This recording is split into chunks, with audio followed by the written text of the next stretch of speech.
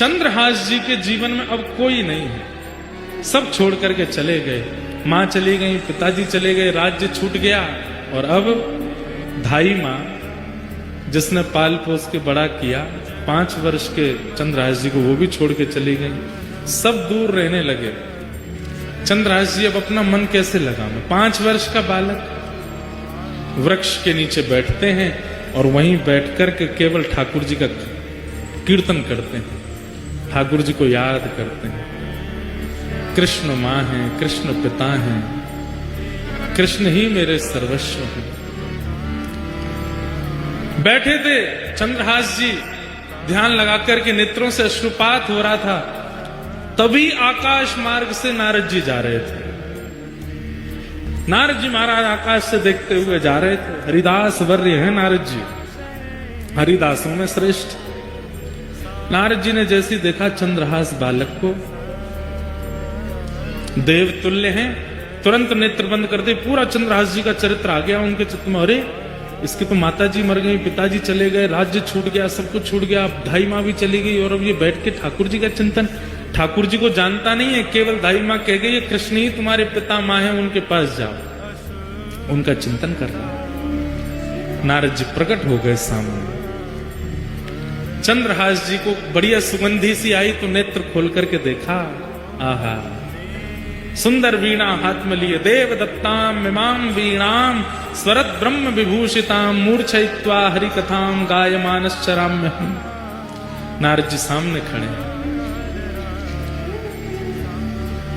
चंद्रहास जी बोले, हे ऋषिवर, मैंने अनेक संत ऋषियों के दर्शन किए, पर आप जैसा तेज और आप जैसी उपस्थिति से जो मेरे चित्त में प्रसन्नता, ऐसा मुझे पहले कभी नहीं हुआ। आप कौन हो?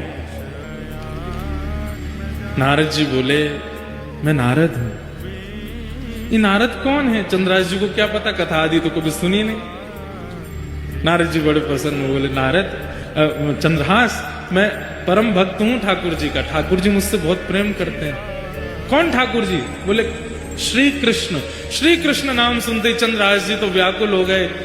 मेरी मां कृष्ण, मेरे पिता कृष्ण, मेरे सर्वस्व, और जो धाई मां बोल के गई वही कृष्ण। बोले हाँ, मैं उनको बहुत प्रिय हूं, उन्होंने मुझे भेजा तुमसे मिलने के लिए।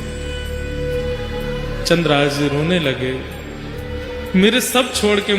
चंद्रहास जी रोने लगे, मेरे सब छोड़ के मुझे चले गए। धाई मां बोल के गई कृष्ण ही मेरे सर्वस्व में, वो मुझे कैसे मिलेंगे? कृपा करके मुझे बताओ ना। नारद जी महाराज बोले, मिलेंगे, जल्दी मिलेंगे। उससे पहले तुम्हें अभी बहुत कुछ करना है और तुम्हारे द्वारा बहुत कुछ होना है, ताकि और वैष्णवों को भी प्रेरणा मिले। इसलिए चंद्रहास, सबसे पहले तुम दीक्षा ग्रहण करो, आओ मेरे पास। और श्री चंद्रहास जी को सामने बैठा करके श्री नारद जी महाराज ने दीक्षा प्रदान की।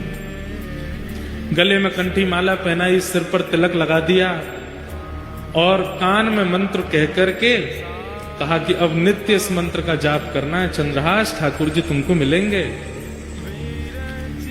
और अब एक चीज और करनी है, क्या? ठाकुर सेवा।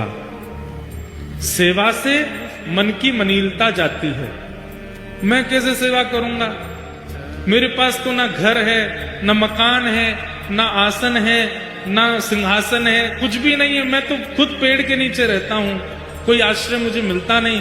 कीर्तन गाता हूं तो कई बार लोग कीर्तन करने के लिए घर पर बुला लेते हैं, तो भोजन प्रसाद पवा देते हैं। मैं ठाकुर जी की सेवा कैसे करूंगा? बोले तुम चिंता मत करो, तुम्हारे पास ठाकुर जी हैं। बोले मेरे पास?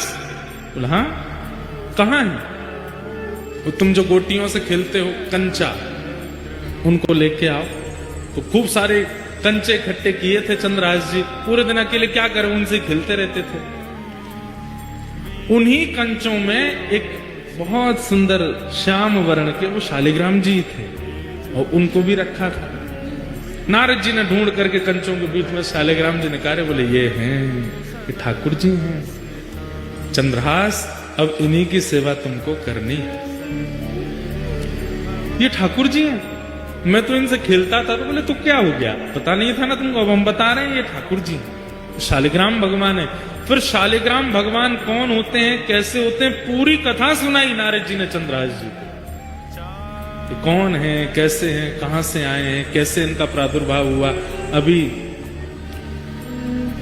देवोत्थान एकादशी, तुलसी शालिग्राम विवाह, वो उस दिन शालिग्राम जी का जन्मोत्सव भी है, उसी दिन शालिग्राम जी प्रकट हुए। पूरी कथा सुनाई। ये पूरी कथा नारद जी ने चंद्रहास जी को सुनाई। देवोत्थान एकादशी, तुलसी शालिग्राम विवाह, वो उस दिन शालिग्राम जी का जन्मोत्सव भी है, उसी दिन शालिग्राम जी प्रकट हुए। पूरी कथा सुनाई। ये पूरी कथा नारद जी ने चंद्रहास जी को सुनाई। चंद्रहास जी ने शालिग्राम जी की महिमा जान करके बड़े प्रसन्न हो गए और कहा, पर गुरुदेव मैं सेवा करूं कैसे?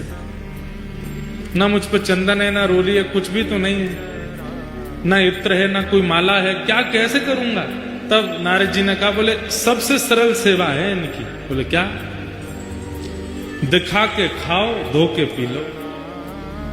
जो भी खाना है इनको दिखा के खाना है, और जो भी पीना है इनको उसमें धो करके ही पीना।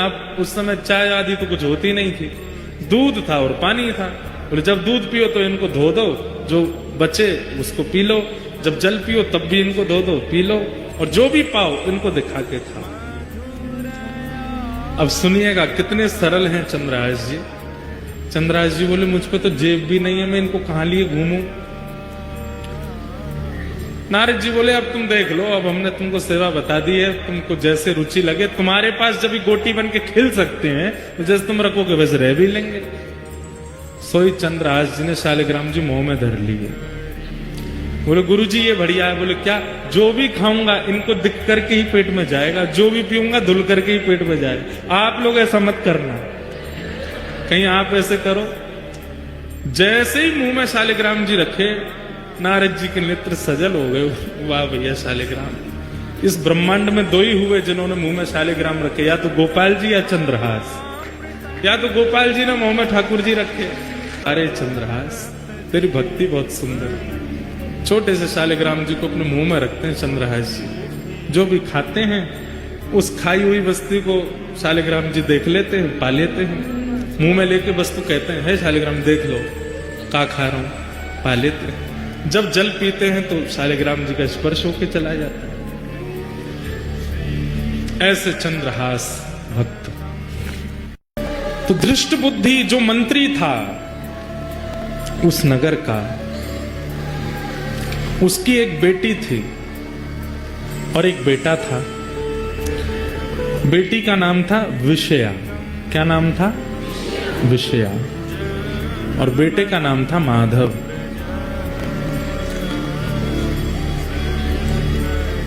एक बार गालव ऋषि, जिनकी वजह से ग्वालियर नाम पड़ा स्थान का, उन गालव ऋषि का आगमन उस नगर में हुआ, कुंतलपुर में।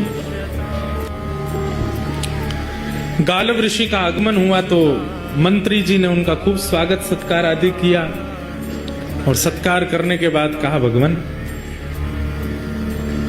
पुत्र की मुझे चिंता नहीं है, पुत्र तो मेरा माधव बन जाएगा कुछ ना कुछ, पर मेरी बेटी बहुत सुंदर है, बहुत गुणवान है। इतने अच्छे अच्छे गुण किसी पुत्री को प्राप्त नहीं होते जैसे मेरी पुत्री में। आप कृपा करके इसकी जन्म कुंडली या इसकी हस्तरेखा देख करके बताओ इसका भविष्य कैसा होगा। और मुझे सबसे बड़ी चिंता तो है, मैं बोल नहीं पा रहा हूं, पर इसका पति कौन होगा, किससे इसका ब्याह होगा। गालव ऋषि बोले लाओ दिखाओ। जैसे ही विषया का हाथ देखा, हाथ देख करके उसकी पूरी कुंडली आदि सब बना करके गालव ऋषि बोले, धृष्ट बुद्धि तुम्हारी पुत्री को परम सुंदर पति प्राप्त होगा, बहुत सुंदर। उसको देख करके सब न्योछावर हो जाएंगे, इतना सुंदर स्वरूप उसका होगा, ठाकुर जी जैसा स्वरूप होगा। सुन करके पूरा नगर प्रसन्न हो गया, सब घर के लोग प्रसन्न हो गए, आनंदित हो गए। वाह सुंदर वर मिलेगा। कन्या वर्यते रूपम, शास्त्र आज्ञा करते हैं वो बात अलग है कि धन कारण ब्याह करना पड़ता है, संपत्ति के कारण ब्याह करना पड़ता है, परिवार के प्रेशर में ब्याह करना पड़ता है, लेकिन अगर स्त्री से पूछो तो कन्या वर्यते रूपम, उसको रूप ही चाहिए। पतिदेव जो है हमारे सुंदर हो। बुद्धि गालव ऋषि से कह रहे हैं मेरी पुत्री की कुंडली देख के बताओ कैसा वर मिलेगा, तो बोले बहुत सुंदर होगा, रूप बहुत सुंदर होगा उसका। अच्छा, गुण इतना सरल, इतना सहज, इतना योग्य, इतना विशेष, इतना अद्भुत कि कोई भी उसके पास बैठेगा, उससे वार्ता अगर कर लेगा तो उसमें एक वशीकरण जैसा होगा, उसी का हो जाएगा, उसके भाव में मोहित हो जाएगा, ऐसा पति होगा।